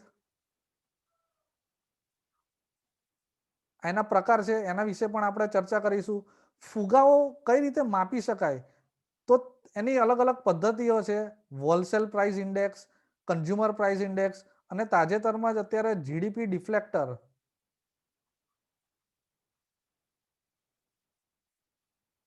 એની અલગ અલગ પદ્ધતિઓ છે. ફુગાવા માટે કયા કયા પરિબળો અસર કરે છે અને એનો ઉપાય શું છે કે આરબીઆઈ જે છે મોનેટરી પોલિસી દ્વારા કે જે repo rate, reverse repo rate એને ઘટાડવો વધારવો, મંદીના સમય હોય તો એ ઘટાડે છે, ફુગાવાના સમયે વધારે છે. તો એ આપણે જે છે મંદીના સમયે શું થાય છે, ફુગાવાના સમયે શું થાય છે, ગવર્મેન્ટ પોલિસી શું છે, આમાં હોકીસ પોલિસી શું છે, ડોવિસ પોલિસી શું છે, આ તમામે તમામ પોલિસીનું આપણે અહીંયા ડિટેલમાં આપણે ચર્ચા કરીશું. હવે આ વાત થઈ ફુગાવાની. હવે આવે રાષ્ટ્રીય આવક. બધાનો જ એવું કહેવાય ને કે મનગમતો ટોપિક, કારણ કે જ્યારે વસ્તુ જ્યારે આવક આવે ને ત્યારે બધાને કાન સરવા થઈ જાય અને બધા જ પોતાની જગ્યાથી આમ ટટ્ટાર થઈને સાંભળે કે સારું આવક, આ વસ્તુ તો આપણે સાંભળવી પડશે. તો જ્યારે વ્યક્તિને પોતાની આવક જોડે એટલો ઇન્ટરેસ્ટેડ હોય તો આ તો જ્યારે દેશની આવક છે, તો દેશની આવક કઈ રીતે ગણાતી હશે એનું પણ આપણને જ્યારે ભણીએ ને ત્યારે આપણને એમ થાય કે વાહ યાર બહુ મજા આવી ગઈ, આ તો આપણે દેશની આવકની આપણને જાણકારી મળે છે. તો એની પ્રસ્તાવના શું છે ને એની વ્યાખ્યા શું છે, તો એની સાદી સમજ તમને આપું કે રાષ્ટ્રીય આવક એટલે શું, કે દેશમાં એક વર્ષમાં દેશની આર્થિક પ્રવૃત્તિઓ, કઈ કઈ આર્થિક પ્રવૃત્તિઓ, તો આપણે વાત કરી કૃષિ, ઉદ્યોગ અને સેવા દ્વારા જે દેશને આવક પ્રાપ્ત થાય છે એને રાષ્ટ્રીય આવક કહેવામાં આવે છે. તો આ રાષ્ટ્રીય આવકની કઈ કઈ પદ્ધતિઓ છે, તો એમાં 3 મેઇન પદ્ધતિ આવે છે: ઉત્પાદન, આવક અને વપરાશ. હવે દેશની રાષ્ટ્રીય આવક જ્યારે ગણતા હોય ત્યારે કયા કયા ફેક્ટર એમાં અસર કરતા હોય છે, તો 4 ફેક્ટર અસર કરતા હોય છે: લેન્ડ, લેબર, કેપિટલ અને એન્ટરપ્રેન્યોર. અને આના ઉપરથી દેશની આવક થતી હોય છે. જેમ કે જમીન તમે ભાડે આપો તો ભાડાની આવક થતી હોય છે. લેબર હોય અને મિનિમમ તમારે વેતન ચૂકવવું પડે, એમાંથી આવક થતી હોય છે. કેપિટલ એટલે મૂડી, એમાંથી તમને ઇન્ટરેસ્ટ પ્રાપ્ત થતું હોય છે, એમાંથી તમને આવક મળતી હોય છે. અને એન્ટરપ્રિન્યોર કે જેમાંથી તમને પ્રોફિટ મળતો હોય છે, એમાંથી દેશની આવક થતી હોય છે. તો આ બધા થયા રાષ્ટ્રીય આવકના પ્રકાર, એની આપણે ડિટેલમાં ચર્ચા કરીશું. એને કઈ કઈ પદ્ધતિઓ વડે ગણવામાં આવે છે એની પણ આપણે ચર્ચા કરીશું. અને એમાં કઈ કઈ સમસ્યાઓ આવે છે, કઈ કઈ પદ્ધતિઓ છે, એમાં જીડીપીની પણ આપણે ડિટેલમાં ચર્ચા કરીશું. જીએનપી અને તાજેતરમાં જ 2014-15 પછી ગ્રોસ વેલ્યુ એડેડ, આ જે ટોપિક છે જીવીએ, એની પણ આપણે ડિટેલમાં આપણે ચર્ચા કરીશું. અને હા, કોઈ પણ વસ્તુ આપણે જ્યારે કરીએ ત્યારે સમસ્યાઓ તો એમાં રહેવાની જ છે, અને જ્યાં સમસ્યા હોય ત્યાં સમાધાન તો રહેવાનું જ છે. તો એ સમસ્યાના સમાધાનની પણ આપણે ચર્ચા કરીશું. હવે આગળનો ટોપિક આપણે સિલેબસનો આવે છે નાણું અને બેંક. હવે જ્યારે નાણું અને બેંક આપણે જોઈએ ને ત્યારે આપણને મનમાં ગલગલિયા થાય કે ના બીબીના બચ્ચા ના બાપ બડાના ભૈયા, the whole thing is that કે ભૈયા સબસે બડા રૂપૈયા. એટલે જ્યારે પણ આપણે પૈસાની વાત થાય છે ત્યારે બધાને એવું થાય છે કે the whole thing is that કે ભૈયા સબસે બડા રૂપૈયા. તો આ જે નાણું અને બેંક, આ જે સબ્જેક્ટ છે એમાં નાણું એટલે નાણાંની હિસ્ટ્રી શું, કે પહેલા આપણે બાર્ટર સિસ્ટમ હતી કે જેમાં તમે કોઈને ઘઉં આપો, સામે તમને ચોખા આપે. ત્યારથી લઈને અત્યારે કરન્સી નોટ જે છપાય છે ને આપણે અત્યારે મની જે સર્ક્યુલેશનમાં આવી છે, તો એમાં કયા કયા બદલાવ થયા છે, કયા કયા પ્રકાર આવે છે, એની આપણે ચર્ચા કરીશું. હવે બેંક, હવે જ્યારે બેંકની જે વાત કરું તમને, તો બેંકના મુખ્ય 3 પ્રકાર આવે. એક તો આવે સેન્ટ્રલ બેંક,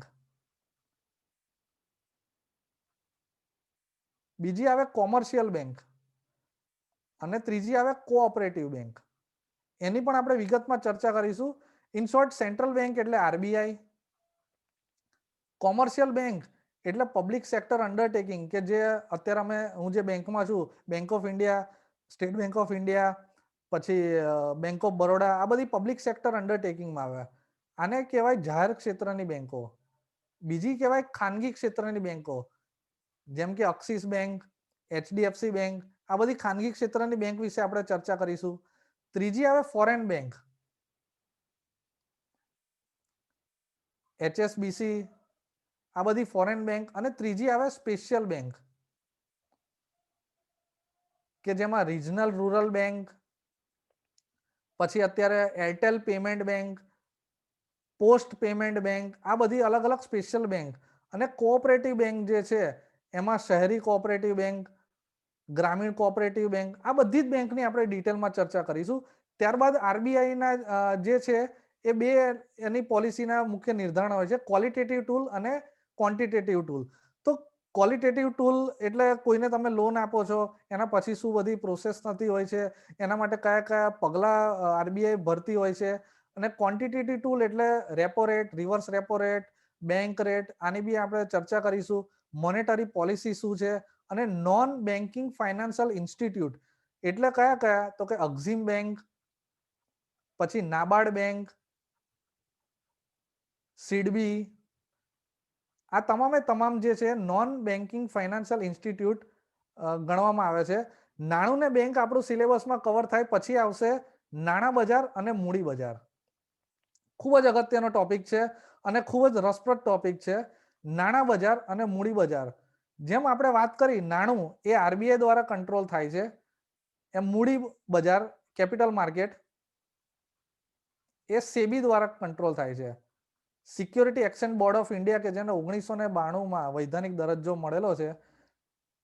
નાણાં બજાર એટલે કેવું બજાર કે જે 1 વર્ષથી ઓછા વર્ષના સમયગાળા દરમિયાન કે જે બજાર કાર્યરત હોય, જેને નાણાં બજાર કહેવાય, કે જેમાં, અને મૂડી બજાર એટલે સામાન્ય સમજ એટલે 1 વર્ષથી વધુ સમય માટે જે બજાર કાર્યરત હોય એને મૂડી બજાર કહેવાય. એટલે 1 વર્ષથી ઓછા સમયના જે નાણાં બજાર છે એમાં કયું કયું આવે, તો કે ટ્રેઝરી બિલ આવે, કમર્શિયલ બિલ આવે, કોલ મની આવે, નોટિસ મની આવે. તમે આ મોટા મોટા નામ જોઈને છે ને સેજ પણ ચિંતા ના કરતા. આ એક એક વસ્તુ જે છે, કદાચ હું અંદર અમુક વસ્તુ અત્યારે સ્લાઇડની જે છે એ એના લીધે સમાવી નથી શક્યો અને કન્ટેન્ટ આમાં નથી સમાવી શક્યો. પણ જ્યારે આપણે એકચ્યુઅલ જ્યારે એક એક ટોપિક કરીશું ને, નાણાં બજાર, મૂડી બજાર, તો એમાં એક ટોપિક પણ એવો બાકી નહીં હોય જે તમારો છૂટી જશે. હવે આપણે વાત કરીએ મૂડી બજાર, તો એમાં ઇક્વિટી આવે, શેર આવે, બોન્ડ આવે, આ તમામે તમામ મૂડી બજારમાં આવે છે. તો એના શું શું પ્રકાર હોય છે, એના કયા કયા કાર્ય હોય છે, કેટલા દિવસ માટે ટી બિલ યુઝ થાય છે, કોમર્શિયલ બિલ, એ તમામે તમામ વસ્તુ છે આપણે એની આગળ ડિટેલમાં ચર્ચા કરીશું. આ ટોપિક પછી આવે જાહેર વિત્ત વ્યવસ્થા. આજે કોઈ પણ દેશ હોય, કોઈ પણ દેશ ચલાવવા માટે અલગ અલગ દેશમાં કર પદ્ધતિ લાગુ હોય જ છે.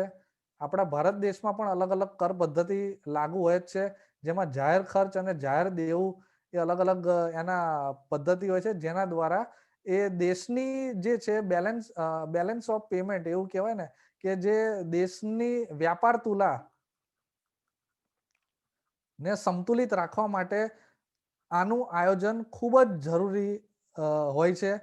એમાં ભારતીય અર્થવ્યવસ્થામાં શું ખાત છે, એમાં શું સહાય છે, કેન્દ્ર અને રાજ્યના નાણાકીય સંબંધો શું છે, કે જે પોલિટીમાં, જે તમે પોલિટી ભણશો ને તો એમાં ભાગ 12માં રાજ્ય અને કેન્દ્રના નાણાકીય સંબંધોની ચર્ચા કરવામાં આવી છે, આર્ટિકલ 268 થી લઈને 293 સુધી. તો એ પોલિટીનો વિષય હોવા છતાં પણ અહીંયા શું એનું મહત્વ છે એ બી આપણે ચર્ચા કરીશું. અત્યાર સુધી 14મું નાણાં પંચ આવી ગયું વાયવી રેડ્ડી સાહેબની અધ્યક્ષતામાં. હવે 15મું નાણાં પંચ જે છે એ આપણે ઇમ્પ્લિમેન્ટ થવા જઈ રહ્યું છે. તો એ શું છે, તાજેતરના રાજકોષીય અને નાણાકીય નીતિઓના કયા કયા મુદ્દાઓ છે, તેની અસરો શું છે, અને લાસ્ટ બટ નોટ લીસ્ટ આનું જીએસટી, ભારતીય જાહેર વિત્ત વ્યવસ્થા, કે જીએસટી શું છે, ભલે જીએસટી 2016-17માં ઇમ્પ્લિમેન્ટ થઈ ચૂક્યું હોય, પણ જીએસટી એક એવો એવરગ્રીન ટોપિક છે, એ ઇનડાયરેક્ટ ટેક્સ કહેવામાં આવે છે. અને જીએસટી એ દરેક એક્ઝામિનરનો ફેવરેટ ટોપિક હોય છે.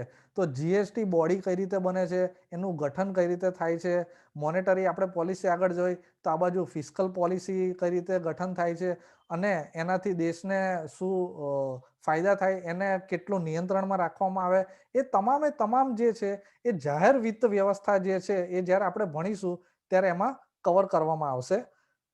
આગળ આવે ભારતમાં વિદેશ વ્યાપારના લક્ષણો.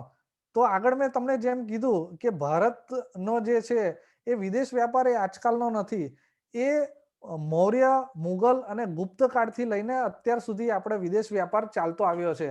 તો એ વિદેશ વ્યાપારના કયા કયા લક્ષણો છે, જેમ તમને વાત કરી એમ 17મી સદી સુધીમાં 10 લાખ પાઉન્ડ આપણો જે વિદેશ વ્યાપાર હતો એ 10 લાખ પાઉન્ડ સુધી હતો. તો અત્યારે આપણી વિદેશ વ્યાપારના કયા કયા લક્ષણો છે, આપણી સૌથી વધારે જે આપણે વિદેશ ઉપર આધાર રાખીએ છીએ એ પેટ્રોલિયમ પ્રોડક્ટ ઉપર આધાર રાખીએ છીએ, એવી બીજી કઈ કઈ પ્રોડક્ટ છે કે જે જોડે આપણે આયાત અને નિકાસ કરીએ છીએ, એમાં વિદેશ વ્યાપાર નીતિના આપણી પાસે કયા કયા પડકારો રહેલા છે, કે આપણે જેમ વાત કરી કે WTO પર આપણે હસ્તાક્ષર કર્યા, પણ હસ્તાક્ષર કરવાથી એટલું સીમિત નથી, એના 7 એગ્રીમેન્ટ પણ આપણે અહીંયા ભણવાના આવશે કે જે દેશ ઉપર શું અસર કરે છે, ભારતમાં વિદેશ વ્યાપારનું કદ કેટલું છે, એનું સ્વરૂપ કેટલું છે અને એની દિશા કેટલી છે, કે જેમ આપણે આયાત કરીએ છીએ આપણી નિકાસ કેટલી છે, ડિફેન્સ ક્ષેત્રે કોઈ પણ ક્ષેત્ર લઈ લો, અને ભારતની લેણદેણની તુલા કે જેના ઉપર દેશની સાચી પરિસ્થિતિ જે છે એ નક્કી થતી હોય છે, એ તમામ વસ્તુ આ વિદેશ વ્યાપારના લક્ષણોમાં આપણે આગળ ભણીશું. આપણી સ્લાઇડમાં આગળનો આવે ટોપિક છેલ્લો, ગુજરાતનું અર્થતંત્ર. ગુજરાતનું અર્થતંત્ર એક અવલોકન એવો એક ટોપિક હશે, કોઈએ જો સિલેબસ જોયો હશે તો ગુજરાતના અર્થતંત્રમાં પણ આપણે ખેતી, ગુજરાતની ખેતી શું છે, એનો ઉદ્યોગ શું છે, ગુજરાતમાં કઈ કઈ સેવા ક્ષેત્રો છે, એની પણ આપણે ડિટેલમાં અહીંયા ચર્ચા કરીશું. કારણ કે મિત્રો તમને ખ્યાલ જ હશે કે આપણા જે ભારતના ઓવરઓલ જે સ્ટેટ છે એમાં ગુજરાત એક એવું અલાયદું સ્ટેટ છે કે એવું કહેવાય કે આખા દેશમાં ગુજરાતનું એક આગવું મહત્વ છે. એટલે જ એવું કહેવાય છે કે કુછ દિન તો ગુજારો ગુજરાત મેં. એટલે આપણે ગુજરાતનું અવલોકન પણ, અર્થતંત્રનું અવલોકન પણ અહીંયા આપણે આગળ જતા આપણે બહુ ડિટેલમાં આપણે એ વસ્તુને જોઈશું. આ પત્યા પછી જે બજેટ અને આર્થિક સર્વેક્ષણ છે,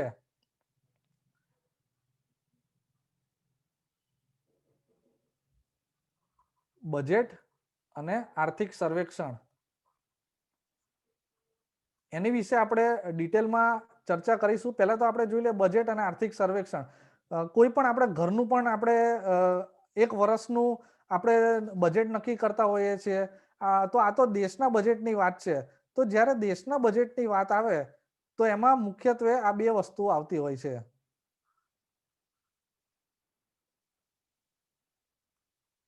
આવક અને ખર્ચ. કહેતા કે ઇન્કમ અને એક્સપેન્ડિચર. હવે આવકના અને ખર્ચના પણ બે પ્રકાર છે, રેવન્યુ અને એક્સપેન્ડિચર. ખર્ચના પણ બે પ્રકાર છે, રેવન્યુ અને એક્સપેન્ડિચર. હવે રેવન્યુ જે આવક છે એના પણ બે પ્રકાર છે, ટેક્સ અને નોન ટેક્સ. ટેક્સના પણ બે પ્રકાર છે, ડાયરેક્ટ ટેક્સ અને ઇનડાયરેક્ટ ટેક્સ. તો કહેતા કે આ બજેટ જે છે, જે કેન્દ્ર સરકાર અને આપણી રાજ્ય સરકાર એ રજૂ કરતી હોય છે, નોર્મલી ફેબ્રુઆરીમાં આ બજેટ રજૂ થતું હોય છે, અને આર્થિક સર્વેક્ષણ બજેટના 1 કે 2 દિવસ પહેલા રજૂ થતું હોય છે. અને બજેટ એટલે શું, સામાન્ય શબ્દોમાં કહીએ કે આવનારા વર્ષોમાં આપણો કેટલો ખર્ચ રહેશે દેશનો ને કેટલી આવક રહેશે એનું સર્વૈયું. અને આર્થિક સર્વેક્ષણ એટલે શું, પાછલા વર્ષોમાં આપણા દેશમાં એવી કઈ ઘટનાઓ બની કે જે દેશની ઇકોનોમીમાં અસર કરી છે અને દેશની ઇકોનોમીમાં પ્રભાવશાળી રહી છે, એનું આપણે ભણીએ એ આર્થિક સર્વેક્ષણ કહેવાશે. તો આ બધી વસ્તુઓ પણ આપણે ડિટેલમાં જ્યારે ફેબ્રુઆરીમાં બજેટ આવે ત્યારે આપણે કરંટ જ એનું ભણીશું. અને છેલ્લો જે ટોપિક આવે છે બજેટ અને આર્થિક સર્વેક્ષણ, અને છેલ્લો ટોપિક અહીંયા હું એન્ડ નથી કરતો, અહીંયા હું તમને બધાને પૂછવા માંગીશ કે આ સ્લાઇડ પત્યા પછી તમને કોઈ હજી સિલેબસ વિશે કોઈ પ્રશ્ન થતો હોય તો તમે મને કહી શકો છો કે આ આપણું મેં તમને ઓવરઓલ જે છે એ તમને સમજાવ્યું કે શું શું આમાં સિલેબસમાં કવર થાય છે અને આપણે શું શું ભણવાના છીએ, જેથી કરીને આપણે એક આયોજન કર્યું જેનાથી તમને ખ્યાલ આવે કે આપણે શું ભણવા જઈ રહ્યા છે. તો કોઈને કંઈ પ્રશ્ન હોય તો એ બેઝિઝક પ્રશ્ન પૂછી શકે છે. સિલેબસમાં કોઈને પ્રોબ્લેમ આવે, જો આમાં તમે ક્લિયર હશો તો જ આવતા અઠવાડિયાથી આપણો જે લેક્ચર ગોઠવાય એના એક એક ટોપિકથી આપણે ખૂબ જ સારી રીતે અને ઊંડાણપૂર્વક આપણે ભણી શકીશું.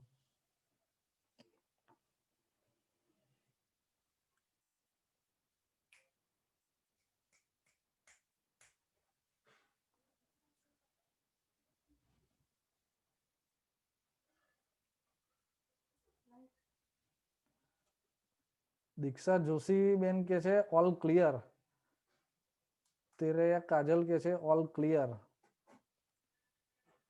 All clear. બસ તો આપણે ભૂકા જ કાઢવાના છે બોસ, અને સહેજ પણ ચિંતા ના કરતા.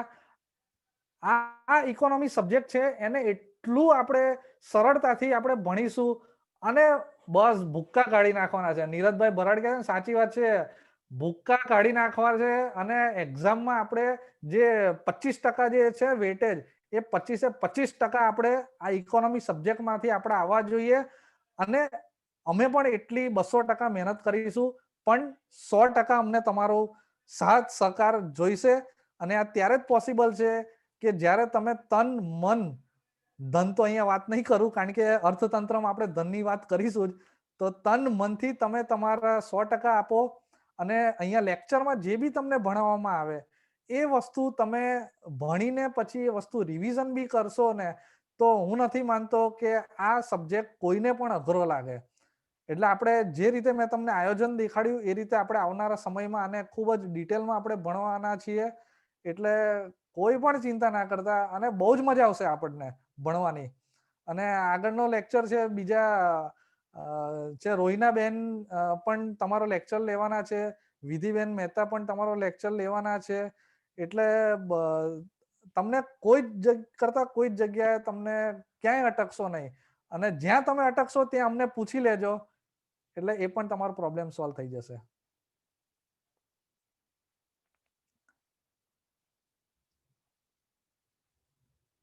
તો ફરી એક વખત સૌને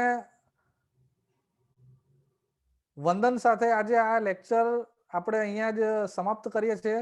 અને ફરી આપણે એ જ ઉત્સાહ અને એ જ ઉમંગથી આપણે મળીશું. ટિલ ધેન, જેમ અમિતાભ બચ્ચન કહે છે ને એમ, please don't go away, it is very interesting and it will be very interesting. તો આપણે આ ટોપિકને ખૂબ જ સારી રીતે ભણીશું. So please don't go away. જય હિન્દ.